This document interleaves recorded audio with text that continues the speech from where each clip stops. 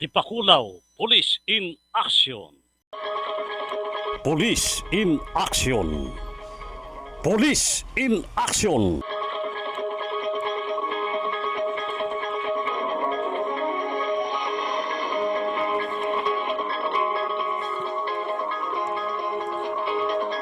Dipakulaw Municipal Police Station, Chief of Police, Police Major Emilio B. Sison. Good morning sir, mapagpalang araw. Kumusta na po kayo dyan? Sa asiste ni PCR, Police Community Relation Police Chief Master Sergeant Catherine Abyang. Mapagpalang araw ma'am. Nakapanayan po natin dyan ang kanilang napakahusay na ating kababayan mula din sa Cabanatuan City. Ngayon ay nasa Dipakulaw Municipal Police Station. Wala pong iba kundi si Police Captain Ryan Mercado. Sir, good morning po sa inyo, sir. Sir, kumusta ang Dipakulaw MPS? Actually, sir, sa loob ng Panginoon, ganda ng ating ginagawa. Napakatahimik po ng Dipakulaw, at sa ating, una po ng ating butihing Chief of Police, Police Major Emilio Sison, ay ginagampanan po talaga ng maayos. Pero po sa nilapat na deployment plan, 85-15. 55 sa labas ang tao at 15% lang yung nasa loob. Maganda po ang impact na papanatili natin yung kapayapaan. 85-15. So ilang barangay sir itong Dipakulaw? Meron po tayong 24 na barangay. So 85 ang deployment dun sa loob sa mga barangay, sa malayo siguro sa town proper sir ito, no? Actually po yung 85 dapat yan nasa labas. Dapat Sa sir. 66 na personnel, 85% noon sa 24 hours di mawawalan ng tao sa labas. Yun. Yung programang nailapat din sa atin ng national na pinaigting din natin ngayon. At napakaganda po na impact. Talagang crime prevention. So lilinawin natin sir, yung 85% ng deployment ng Dipakulaw MPS ay yung 85 sa labas ba yun o nasa loob? Nasa labas po yun. Nasa labas sa mga barangay yun, mga yun po yung gumagawa ng mobile patrol, mobile patrol. foot patrol, motorcycle patrol, sa 24 na Meron barangay. yata kayong bicycle patrol din yan, patrolling, tama? Bicycle patrolling namin, ni-establish namin pero ang establish pa lang to, kampo pa lang Nag-organize pa lang kami ng bike patrol.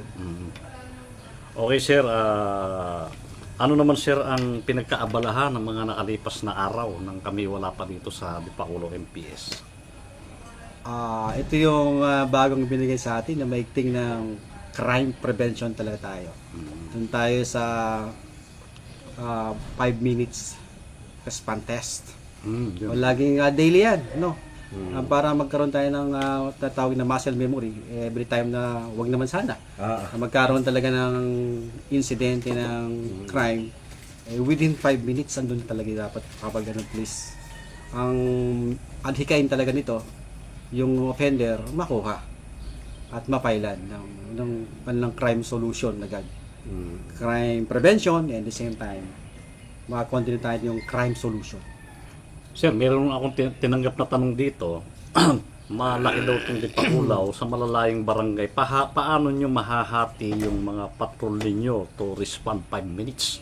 Paano kung sa dulong barangay o sa malalayong barangay nagkaroon ng tawag 911? Ayun Napagandang tanong po. Yes, Sir? Actually, ito yung sa ginawa po ng ating butihing Chief of Police, natin niya tayo sa dalawang sektor. Yun. Meron na tayong isang compact ngayon sa Dinadjawan. Yung malayo yun. Ang sakop niya ay yung border control natin ng Caloocan, malapit sa Quirino, border control. At saka itong gawin ng mountainous field natin ng Borlongan, Janet, Jarabasin. Kaya sila yung, pag nagkaroon ng tawag, sila tinatap. Dalawa yung mobile na binigay sa atin, may isang mobile doon at mayroon tayong 11 na personnel doon. At ito naman sa station natin ay ang sakop na namin ditong Central, Dipakulaw. Okay sir. Kumusta naman sir ang kasalukuyang pagkakaabalahan lalo ngayong bago ang ating PNP chief? Base sa narinig namin sa assumption, maintain pa rin naman yung kung ano yung 911. nilapat. Pati 911. 911. At mas lalo pang pinaigting. Sir, kumusta naman ang inyong huli sa droga? Ito talaga di naman natin maiatuari talagang meron pa rin. Pero sa ngayon po, intensified pa rin talaga yung ating illegal drugs, illegal gambling, at illegal logging. Yan ang may tingnan yun ipinataw sa atin ng ating provincial director. Sa illegal drugs, yung recently lang nakahuli tayo ng isa Tiga rito sir o tayo? Actually, dito siya listed. Tiga rito. At matagal na ito, tinokhang na rin to. Later, lagi na rin binibisita.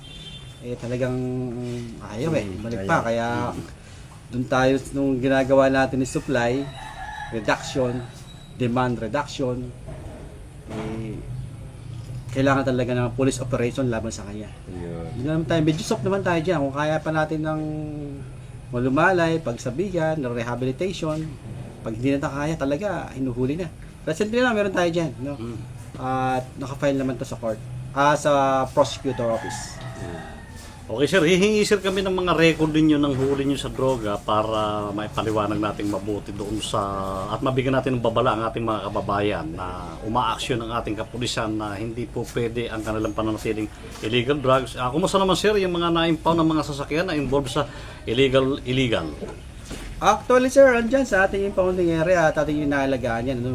Kinikita rin natin ng kapakanan kung sakaling kung paano na namin pinasok dito yan, dapat ganun din lang ilalabas kung hindi matatapos yung kaso. At hindi natin yan pinababayaang masira or what.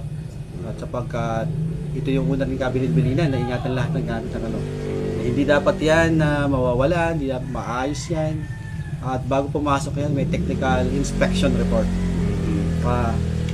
Na talagang paglalabas yan, kung ano yung pinasok na sa impounding area natin, ganun pa rin yung lalabas. Compiled, very good naman yung ating mga investigator sa record management.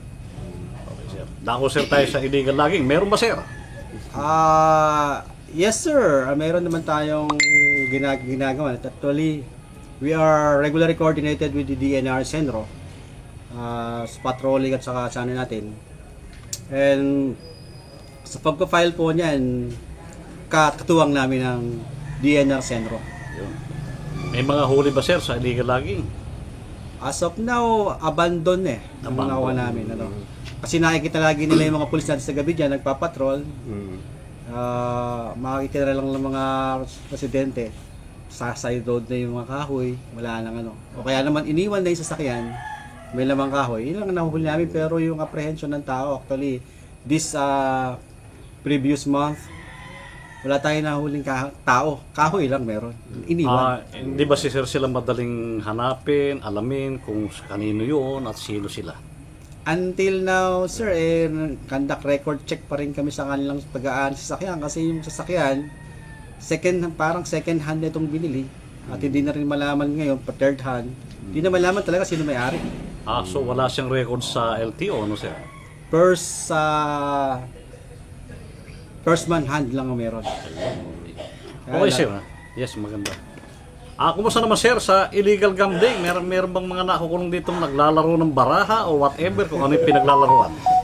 Itong pinakamahigpit na campaign ng ating provincial director ngayon na anumang uri ng illegal gambling ay pinagbabawal. Kaya itong ating mga peryahan yan, sinabihan nila yun na bawal lahat ng Bakit sir bawal sa perya? Di ba amusement yan? Actually lahat may marching order na pinatutupad tayong yung illegal drop ball siguro, meron sila lahat, kahit na yung mga tong eats, kahit na basta may mga bet at tayaan, ikaw considered na illegal gambling at yun ang marching order na anumang uri.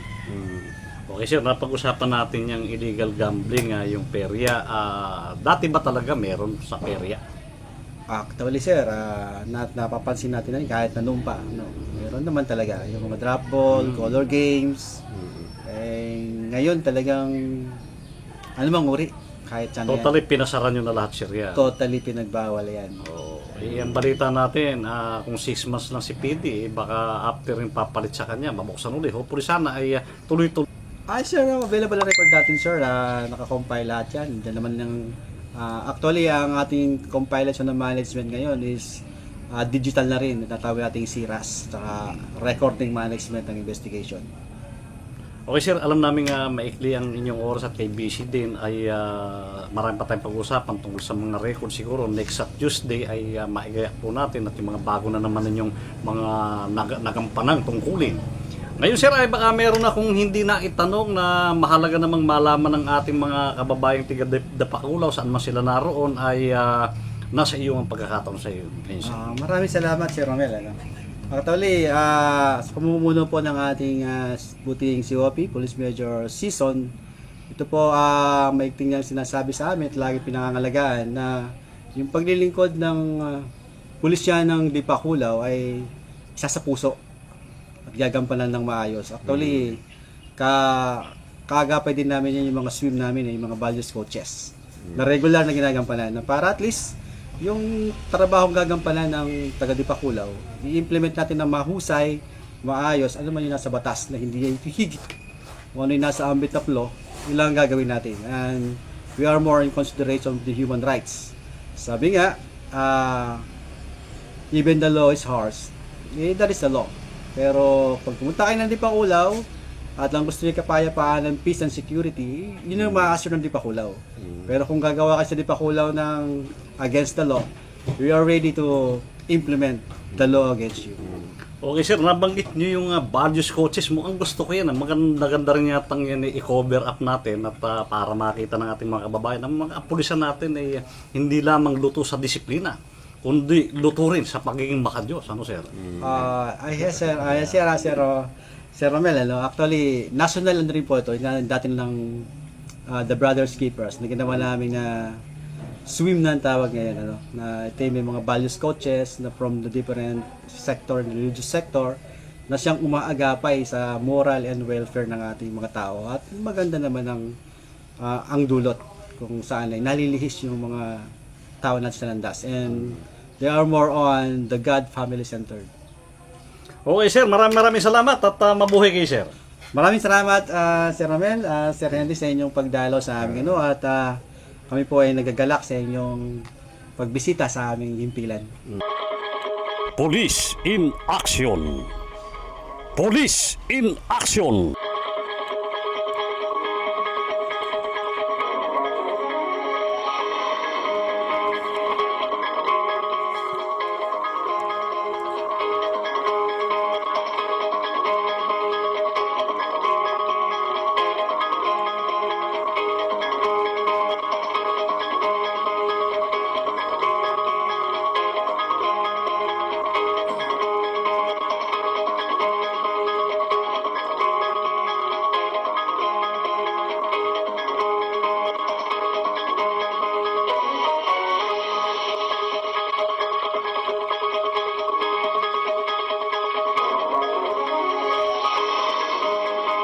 At yan po ang isang namang edisyon ng Pinoy Rapido Radyo Diaryo sa Police in Action. Maraming salamat po sa inyong ginawang walang sawang pagsubaybay. Hanggang sa muli, sa ganito pa rin himpilan. Sa ngalan pa rin ng bumubuo ng Pinoy Rapido Intermedia Philippines sa ating nakasama, si Teleradio Patrol number 11, Henry Mendoza. Ito pa rin po ang inyong kaibigan, kasangga sa lahat ng oras sa mabuting bagay, Romel Roque.